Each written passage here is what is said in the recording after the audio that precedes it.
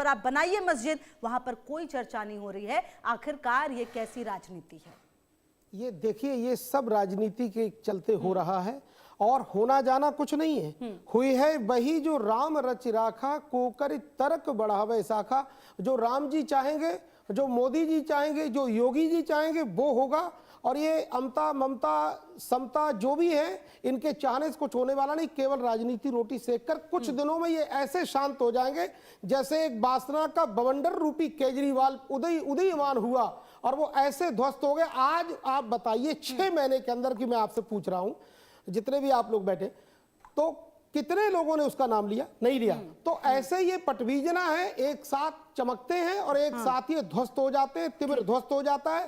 राम रूपी प्रकाश के सामने किसी की ठहरने की, आदित्य सूर्य रूपी उदीयमान होने के बाद में किसी की औकात नहीं जो खड़ा हो जाए। देखिए, धर्म जहां है, धर्म है वहीं पर व्यक्ति सुदृढ़ रहता है, मजबूत रहता है, क्योंकि धर्म है तभी आप हैं। और धर्म जहां चला गया, जिस राजनीति, देखिए राजनीति महालक्ष्मी धर्मो नारायण स्वयं, राजनीति लक्ष्मी का रूप है पर धर्म नारायण है। और जिस राजनीति से धर्म चला जाएगा वो राजनीति बिल्कुल पट्टा डाल हो जाएगा, उसका कोई महत्व नहीं। सबसे एक कमेंट ले लूं पहले और उसके बाद फिर हम और भी ज्यादा सवाल जवाब करेंगे। आचार्य अरुण जी, ये जो कुछ भी किया है हुमायूं कबीर ने, या फिर जो भी शब्बन कह रहे हैं हैदराबाद में, उनका ये कहना है कि हमें कानून ये अधिकार देता है, कानून ये कहता है कि हम कहीं पर भी मस्जिद बनवा सकते हैं, हम कुछ भी नाम रख सकते हैं, मतलब हमें कानूनी तरीके से पूरा अधिकार दिया गया है, तो फिर आप होते कौन है रोकने वाले? ये उनका सवाल है। आचार्य अरुण जी, मैं हिंदुओं की मूर्खता मानता हूं इस बात को कि वो इस विषय को किसी भी राजनीतिक स्टंट के तरीके से सोच रहे हैं। मुसलमान कभी भी अपनी कौम को, अपनी मजहब को राजनीति से परे सोचता है। ये लड़ाई है एक विचारधारा की दूसरी विचारधारा से, ये लड़ाई है प्रकाश की अंधकार से। आप जब तक ये सोचते रहोगे कि ये पॉलिटिकल स्टंट है, वहां चुनाव आ रहे हैं इसलिए सब हो रहा है, ये बी टीम है, ए टीम है, सब बेकार की बातें हैं। ये लड़ाई है इस्लाम की। इस्लाम पूरी दुनिया को 3 हिस्सों बांटता है, दारुल इस्लाम, दारुल अमन और दारुल हरब। जहां पर इस्लाम काबिज होता है उसको ये कहते हैं दारुल इस्लाम, जहां पर संघर्ष समाप्त है, सारे मुसलमान हैं। उसके बाद आरंभ होता है दारुल अमन, जहां पर इन लोमड़ियों की संख्या कम संख्या में होती है, उसको ये कहते हैं दारुल अमन। भाईचारे में रहो, आप हमारे भाई हैं, गंगा जमुना तहजीब है, भाई भाई, हिंदू मुस्लिम सब, सिख ईसाई सब भाई भाई, इस तरह का प्रोपेगेंडा चलाते हैं। और जैसे ही इनकी संख्या एक निश्चित अनुपात में पहुंचती है वो बन जाता है दारुल हरब। इनके कुरान ने स्पष्ट शब्दों में कहा है कि भारत की भूमि गजवाए हिंद है और हम तब तक लड़ते रहेंगे जब तक भारत के एक एक व्यक्ति को, विश्व के एक एक व्यक्ति को मुसलमान नहीं बना देते। तो ये बिल्कुल बेकार की मूर्खतापूर्ण बात है कि ये कोई पॉलिटिकल स्टंट है। ठीक है। अच्छा अरुण जी, लेकिन जो बात आप कह रहे हैं, मेरा ये कहना है कि कोई किसी को ना हिंदू बना सकता है ना मुसलमान बना सकता है। क्यों बना सकता है? हमारी अपनी मर्जी है, हमारी इच्छा है अपनी। आपकी मर्जी तब तक चलेगी जब तक आप 80% हो। आप पाकिस्तान में मर्जी दिखा सकते हो अपनी? नहीं, आप लेकिन पाकिस्तान में 23% मुसलमान हिंदू थे। सर एक सेकंड, लेकिन जो मुस्लिम्स हैं हम तो उन्हें नहीं चेंज कर रहे हैं, मतलब हम तो उन्हें चेंज नहीं कर रहे, उनकी जो मर्जी है वो तो वही कर रहे हैं, हम अपनी मर्जी के हिसाब से चल रहे हैं। वो उनका सिंपल, मैंने जो आपसे सवाल पूछा था, उनका सिंपल से कहना है कि हमें कानून ये आजादी देता है, हमें कानून कहता है कि हम कहीं भी मस्जिद बना सकते हैं अगर हमारे पास मतलब जमीन है उस हिसाब से, और हम कुछ भी नाम रख सकते हैं, हमें कानून ने नहीं रोका। तो इसका अर्थ ये है कि वो ये कह रहे हैं कि हम संविधान का पालन करते हैं। हाँ, तो चलो बता दो 57 देशों में कौन से देश में संविधान का पालन कर रहे हैं?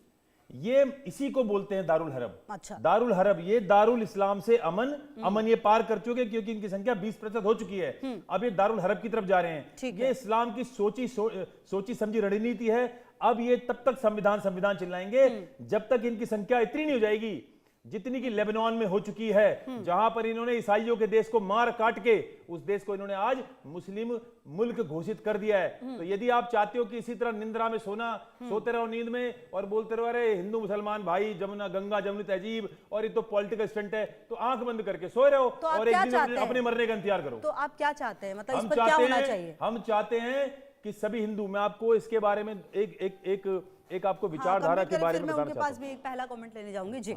पहला विचारधारा, देखिए हमारे वेद क्या कहते हैं? हमारे वेद कहते हैं मृतस्य मा चक्षुषा सर्वाणि भूतानि समीक्षन्ताम मृतस्याहम चक्षुषा सर्वाणि भूतानि समीक्षे मित्रस्य चक्षुषा समीक्षामहे। ये हमारे वेद कहते हैं कि सभी प्राणी सुखी रहें, एक कीड़ा मकोड़ा चींटी भी सुखी रहे, सब प्राणियों के बीच में प्रेम हो। हे परमात्मा वो दिल वो हृदय मुझे दे, और हे परमात्मा वो हृदय प्राणियों को दे सभी, कि मुझे वो प्रेम की दृष्टि देखें। लेकिन कुरान क्या कहती है? कुरान कहती है आयत नंबर 9.5, कुरान कहती है कि जो मूर्ति पूजा करे उसे मारो, उसे तब तक मारो जब तक या तो वो जजिया दे, या वो इस्लाम कबूल कर ले, या वो मरे। तीन में से चौथा कोई विकल्प किसी काफिर के पास नहीं है। तो ये आप कहते रहो, आप भाईचारा के गाने गाते रहो, आप कहते रहो गंगा जमुनी तहजीब, जब आपका नंबर आएगा बता दो पाकिस्तान में 23% हिंदू थे, आज वो बेचारे कहां गए? उनकी बहन बेटियों का बलात्कार हुआ, वो कहां गए? सारे समाप्त कर दिए गए। एक दिन यहाँ के हिंदू भी अगर ऐसी सोए रहेंगे मूर्खों की तरह, तो ये भी समाप्त कर दिए जाएंगे। ठीक है पंडित राकेश चतुर्वेदी, जो भी ये कुछ हुआ है पश्चिम बंगाल में और जो हैदराबाद में कहा जा रहा है, इसको आप कैसे देखते हैं? क्योंकि कहीं ना कहीं जो अयोध्या है वहां पर बात नहीं हो रही, मतलब क्योंकि वहां पर तो सुप्रीम कोर्ट ने जगह दी हुई है कि भाई राम मंदिर बन गया, अब आप अपना देख लीजिए, ये जगह है पर्टिकुलर, यहाँ पर आप बना सकते हैं, लेकिन वहां पर चर्चा नहीं हो रही है। क्या ये आपको एक साजिश लगती है? क्योंकि और पश्चिम बंगाल में चुनाव आने वाला है, क्या उससे पहले अपने लोगों को साधने की कोशिश जो है वो हुमायूं अकबर ने की है, हुमायूं कबीर ने?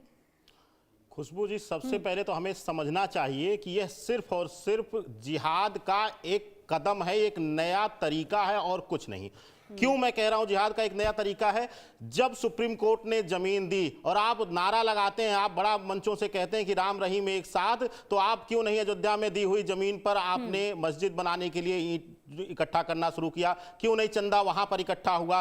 और अब आकस्मिक रूप से सिर्फ लोगों को एकजुट करके, मुसलमानों को एकजुट करके जिहाद का पाठ पढ़ा करके बाबर जैसे बलात्कारी लुटेरे के नाम पर आप मस्जिद बनाने की बात करते हैं। खुशबू जी, एक चीज मैं पूछना चाहता हूं, जितने भी मुस्लिम धर्मगुरु हैं, जो मुल्ला मौलवी हैं, कि क्या आपके धर्म में बलात्कारियों के नाम पर पवित्र स्थल होता है? सनातन नहीं मानता है। सनातन जो है पवित्र लोगों के नाम पर नामकरण करता है। हम उस भगवान श्री रामचंद्र जी के कुल का गुणगान करते हैं, जिसमें आज भी कहा जाता है कि रघुकुल रीत सदा चली आई, प्राण जाए पर वचन ना जाए। कई मुस्लिम धर्मगुरु भी आए थे और मेरी जब बात हो रही थी तो उनका ये कहना था कि बाबरनामा तक में बाबर के लिए कुछ गलत नहीं कहा गया, आप लोगों ने गलत पोर्ट्रे किया है, ये तक जो मुस्लिम धर्मगुरु हैं वो मानते हैं। बाबरनामा में क्या कहा गया, क्या नहीं कहा गया, लेकिन उसके जो अत्याचार की कहानियां हैं वो आज भी भारत में जीवित रूप से देखी जा सकती है, और किसी और का नहीं। मैं आपको बताऊं, जितने मुल्ला मौलवी ये चीज कह रहे हैं, उन्हीं की 2-3 पीढ़ियों पहले उन्हीं की माताओं बहनों के साथ बलात्कार लूटपाट किया गया, और ये इतना नीच गिर चुके हैं कि जो बाबर को आज शेर कहते हैं, मैं तो कहता हूं कि बाबर नाम का कोई भी स्वान भी भारतवर्ष की धरा पर उस नाम का पालना नहीं चाहेगा अपने घर में। और हम जो है, हम आदर्श देते हैं, हम अपने पूर्वजों का आदर्श देते हैं कि ये सत्कर्म किए, और बाबर औरंगजेब जैसे लुटेरों के बाद इनकी 5 से 6 पीढ़ियों ने कोई सुकर्म किया ही नहीं है, कोई जो है सत्कर्म किया ही। किसका नाम देना चाहेंगे आप? तो दीजिए, आप अब्दुल कलाम का नाम दीजिए, चलिए हम हर सनातनी वहां पर खड़ा होकर मस्जिद बनाने के लिए तैयार हो जाएगा। अगर आप बाबर जैसे लुटेरे बलात्कारी का नाम देना चाहेंगे तो हम विरोध करेंगे। ठीक है, मतलब कुल मिलाकर आप कह रहे हैं कि दिक्कत नाम से है, मस्जिद बनाने से प्रॉब्लम नहीं है, जो उनकी मंशा है वो बाबर नाम को लाना, उस चीज से दिक्कत है, आप ये कह रहे हैं। मैं आती हूं सर, मैं राकेश जी आपसे कंफर्म करना चाह रही थी। बिल्कुल, देखिए, अगर कोई इबादत का, कोई पूजा का स्थान बन रहा है पवित्र सोच के साथ, वहां